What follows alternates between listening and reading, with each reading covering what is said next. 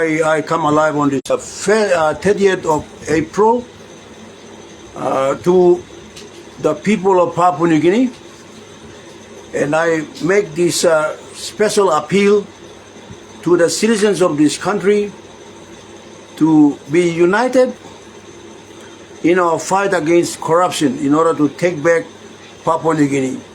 We need to take back our lost pride. We have been marginalized on our own land because of corrupt practices over the last 50 years. Since independence, the laws of this country have not favored us in terms of wealth distribution. Our land and resources have been put out on the auction to foreigners, and they have come in to take our land and resources, and they have taken our business, they have taken our jobs, and they have made us very poor over the last 50 years. We have moved from a very affluent and peaceful society to a very poor and lawless society. And you can see very clearly that there is one glaring evidence that our leaders have failed to uphold the rule of law, and therefore corruption has crept in and has destroyed our future and that of our future generations. The People's Anti-Corruption has so far moved 3 applications in court. We have moved an application in court registered as OS number 8 of 2024, which is a summons for the Prime Minister and Finance Minister to appear in court to show cause as to why they have not accounted for public accounts in the revenue and expenditure of public monies over the last 10 years. This matter has been called up to court 3 times and is yet to be heard. Our last appearance, our court appearance was on the 22nd of October, on the 27th of October 2024, and the judge was not available. Secondly, we have filed an application in court for the Police Commissioner David Manning to show cause as to why he could not process the former Finance Minister and the current Prime Minister James Marape for his involvement in the Paraka scandal, where he had given very clear and explicit instructions to the Acting Secretary of Finance, Mr. Jacob Yalfai, to identify funding and to create a special vote to pay for the monies. We believe that there has been injustice in the police commissioner and the police appointing the former Prime Minister, the former Finance Minister and Prime Minister as state witness, and we have summoned Manning to come to court to explain that. Our third application, which is section OS number 53 of 2025, has to do with the allegation of rape and abduction of a victim called Flora Masho from Kimbe, who had filed a statement and complaint to the police in January 2024 against Commissioner David Manning as police commissioner, and that has been suppressed by the commissioner in him creating or establishing an unlawful police unlawful investigation board. And we have summoned him to show cause as to why he has created an unlawful body to protect himself and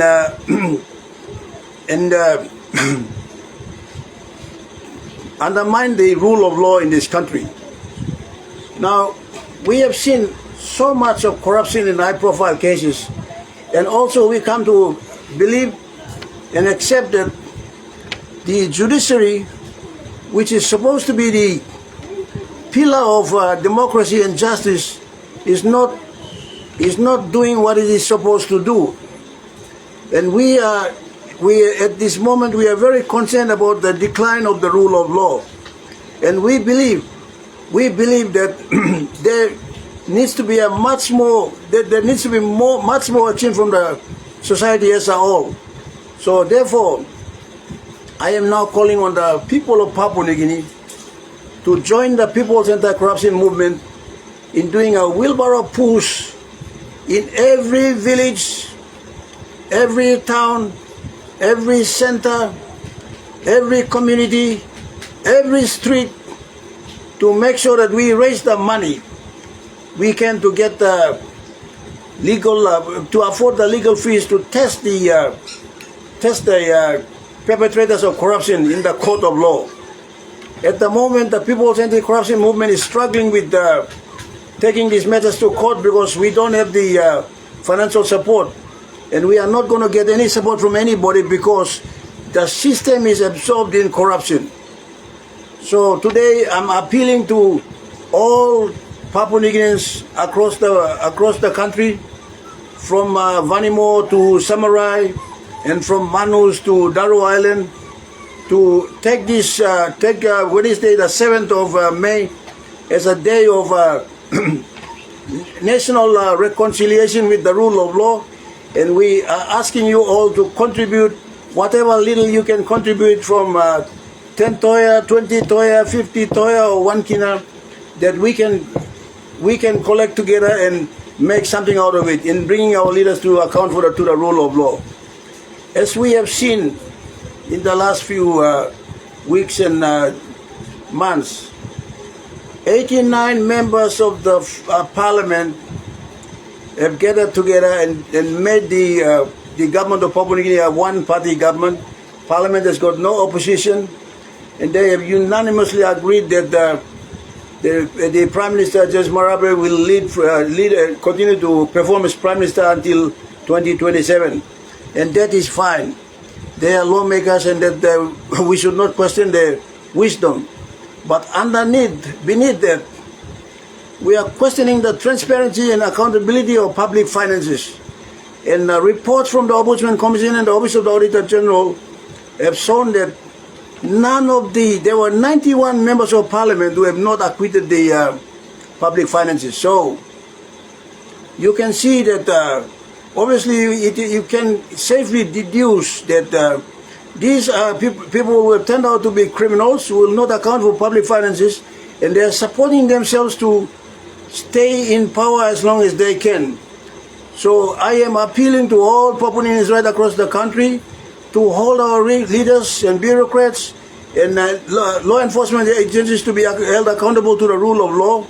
And that is why I'm calling upon all Papuans to donate generously wherever you can in your own villages, to your councillor or to your church pastor or to your father or to anybody who's a responsible member of the society, to bring the contributions forward so that the People's Anti-Corruption Movement can take legal action against all these perpetrators of corruption. I will not repeat myself. We have already filed several summonses. We have absolutely no confidence in the impartiality of the Ombudsman Commission. We have already given a warning that we will be summoning to court to explain why he was not able to process certain allegations of misconduct in office by the Prime Minister, the former Prime Minister, and many other departmental heads that are still there. Letters complaining about the Commissioner of Police for the rape and abduction of a lady have not been attended to by the Ombudsman Commission, and we have already written off the Ombudsman Commission as a person of bad conduct who is not capable of continuing as Chief Ombudsman Commissioner. Furthermore, we have also filed in court for the removal of the police commissioner for his alleged sexual offense. It is highly improper for a government to continue to sustain a police commissioner who's come under accusation, and as there was an application for a warrant of the arrest of the commissioner which was suppressed by the magistrate's court. And the order of the magistrate was that this matter be brought out by a senior officer, meaning that one of the two deputy commissioners would have to take up the case, and that has not happened. So we assume that there has been a conspiracy by certain members of the public service and the politicians and those in power, business people, and of course big investors, to suppress the rule of law so that they can get away with crime. Now this is a special appeal to the 10 million or so people of Papua New Guinea to contribute from your pocket 10 or 20 cents, 20 toya, 10 or 20 toya, 50 toya, 1 kina, place it on our volunteers who will be standing on the road or in the villages to collect the money so that we can pay for the legal fees to proceed with the matters on foot. We wish to prosecute many more. Like I've said already, the People's Anti-Corruption Movement has filed an official complaint with the Police Criminal Division to have the Prime Minister and certain members of Parliament and governors interrogated and investigated for under Section 61 and 62 for soliciting bribes and for the Prime Minister for having paid bribes to them. We have glaring examples. I do not wish to recall or repeat what I said earlier. Instances where the Governor of Enga was offered 60 million kina, which was contested in a court of law and was nullified by the courts. Furthermore, the Governor of Morobe had accepted 50 million kina IDG grants. We do not know whether that was budgeted or not. And we also have cited the Governor for NCD, who had received 30 million kina paid to a company called Asia Pacific PNG Limited. And we have referred all this to the Police Crimes Division for them to assess and to investigate in their own time. However, we have given notice that we will also go to the court to test the impartiality of the court, to apply for an order to direct the police to proceed with in investigating people that we have complained against. And that requires a lot of money. If we have to get a high-profile QC from Australia, if we have to get lawyers to file out the applications and put out the evidence and assist us in the work, or to get private investigators, it's going to cost money. And we are appealing to the Papua New Guinea community to contribute towards saving our own country. That is why earlier this morning I've gone on Facebook live stream, Facebook on my Facebook page. I've also posted on WhatsApp to all those who can read and digest and understand the perilous situation where we are in, where Parliament and the bureaucracy and the judiciary have compromised on the rule of law and are misleading this country, and the country is sinking into a sinkhole of poverty because of the unequal distribution of wealth. I have pointed out very clearly, and I will not repeat myself, I have called on the Interpol to act on my complaint, and I'm waiting on the police to call me in so that I can lay out my complaint. There was a certain company registered as Ipwens Limited, which received a contract of 3.5 billion kina and has been paid almost 1 billion already between 2023 and 2024. A total of 750 million kina was paid out to Ipwens Construction. We are going to apply in court to get orders to direct the police to do a forensic on the accounts to determine how this money was obtained, and whether they had gone through the proper procurement process to obtain that money, and where they have spent the money is something that the people of this country have an interest in, because we are suspicious that that was embezzlement of public taxpayers' money.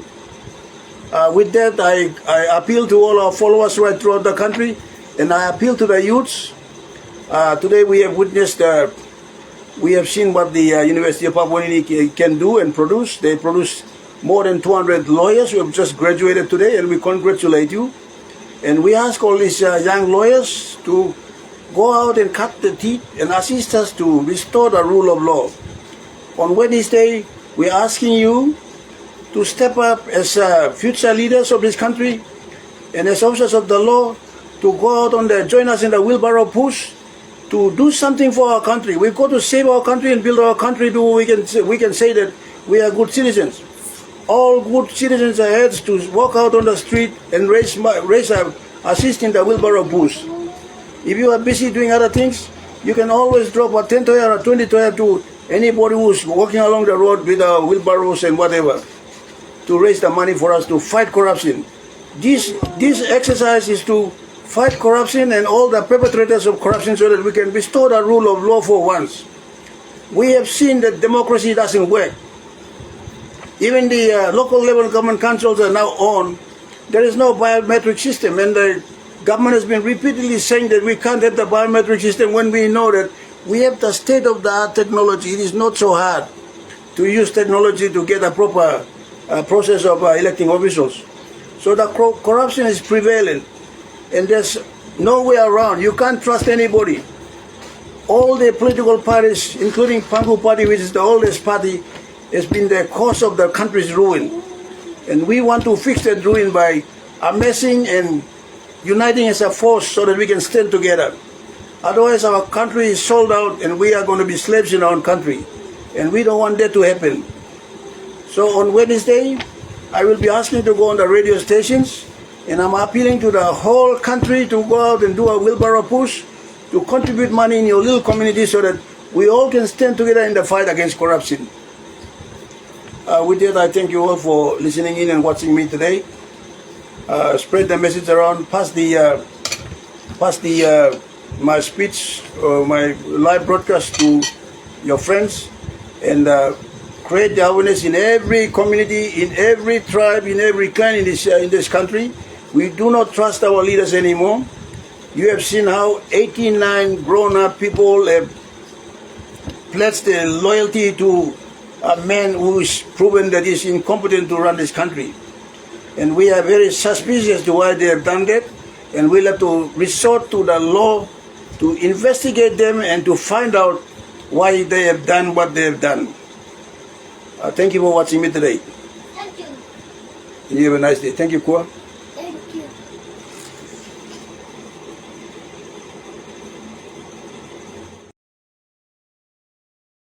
Let us know your thoughts in the comments below, and don't forget to like, share, and subscribe for more updates on PNG Pulse.